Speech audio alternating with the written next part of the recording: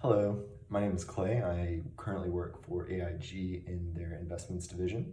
I am here today to speak to you a little bit about my career path, some things that I think you could probably learn from my mistakes and some of my successes as well, and to give you a little bit of advice on how to, number one, figure out what you want to do, and then number two, go about achieving the goals that you set for yourself. First, I think it's important when you're still in school to try to identify the things that you're interested in. For me, I've always been interested in math and how markets react and how economies interact with each other and how consumers interact with suppliers.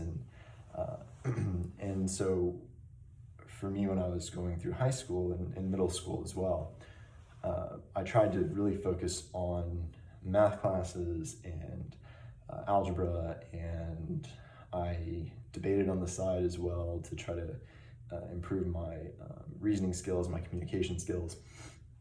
Additionally, I tried to read as much as I could about the things that I was interested in. I think that's important because a lot of things that you may be interested in, you might not have a specific class for in school. So it's definitely important to make sure that you're taking classes that align with your interests, but at the same time, it's also important to look for additional supplementation outside of your classes for things that you're interested in. As far as my first job, the first job that I ever had was working at a bank. I was a teller, and that I think really is what got me interested in finance in the first place, and investments. And so what I do now is not related at all to my first job, but I think that my first job did kind of have an impact on what I became interested in later. So for me, the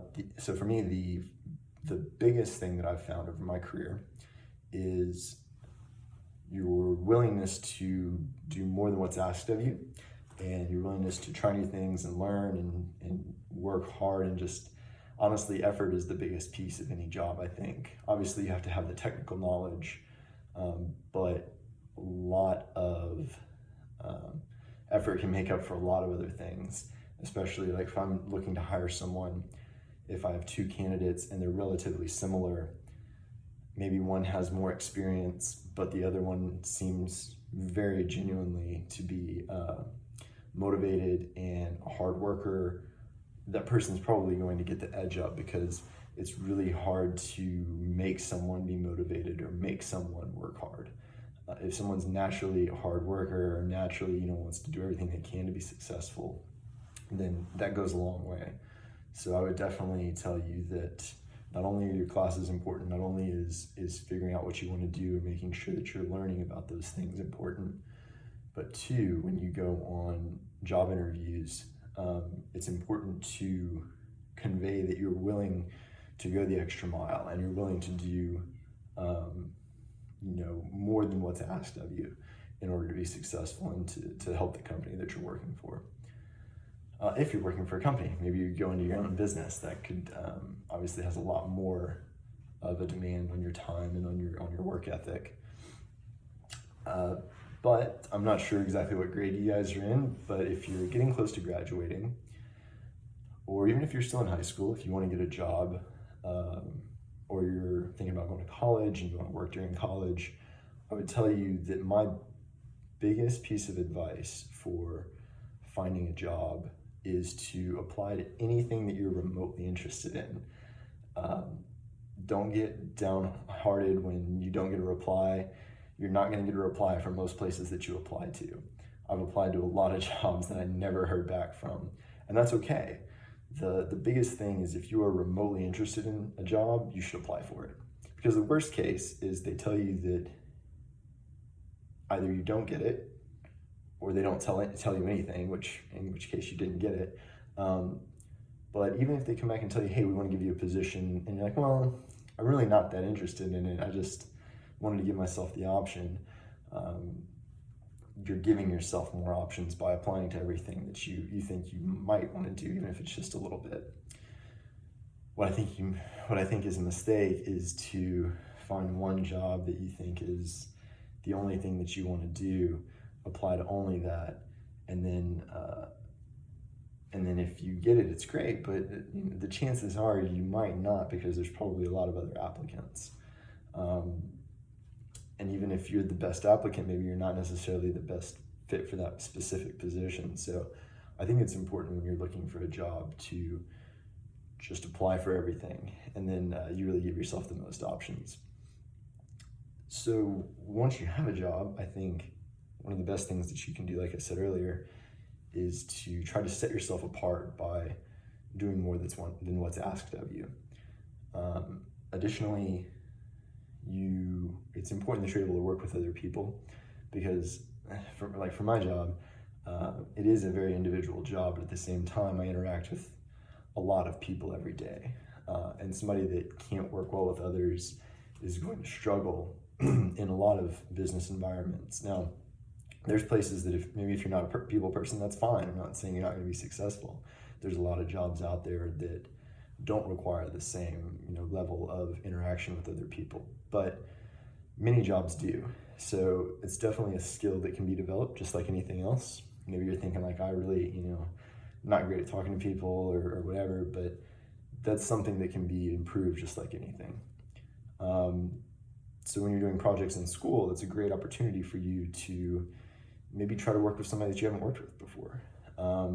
Maybe you always work with your same friends on group projects, but maybe you push yourself outside of your comfort zone and say, okay, well, I'm going to try to work with this other person that I really don't talk too much.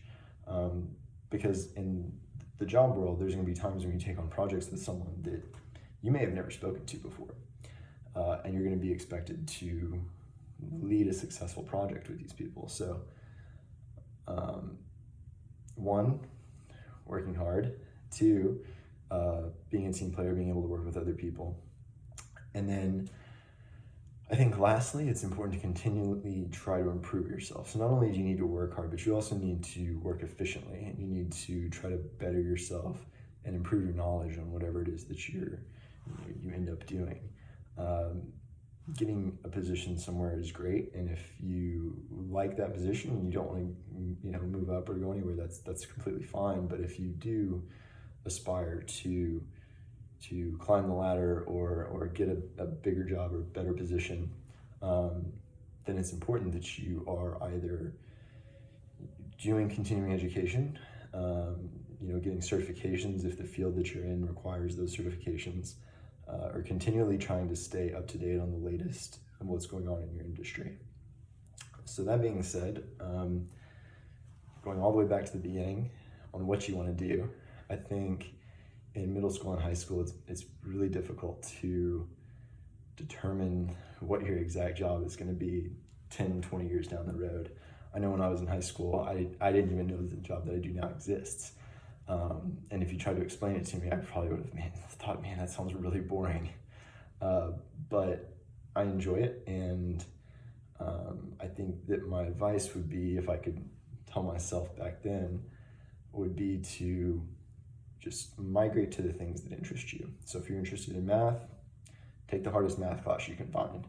If you're interested in art, then do all the art classes you can, and maybe try to enter a local art competition or art show.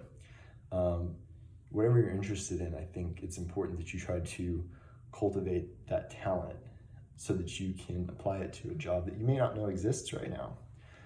But if you start to improve your talent, become good at it, then when that door opens in the future, you'll be ready to take advantage of the opportunity. So people always say that luck is when hard work meets opportunity, right? So right now, it's important to play your strengths and go after what you're interested in, and try to develop those skills. Because I don't think anybody expects you to pick in high school what your career is going to be. I know I didn't, but that's not saying that not everybody does. I have friends that wanted to be engineers in high school, and now they're engineers. So I still think that the biggest thing is to develop the skills that you're interested in now. And lastly, a piece of advice, one of the things that they asked was to share a failure that we learned from. So for me, one of the things that I've learned is that if I'm trying to do too many things at once in my job, then things start to slip through the cracks. So for me, one of the things that I do now, whether I'm working on my work or working in my personal life, I take one task, see it through to completion, start the next task, see it through to completion. That sounds like a really simple thing, but even when you're studying, I think you can apply that same concept to, here's the thing that I need to study right now, or the thing that I need to learn for tomorrow, see it through to completion. And if you do that and move on through your tasks one at a time, then you set yourself up for success. So that's my piece. Hopefully there's something in there that you can find useful, and best of luck to you.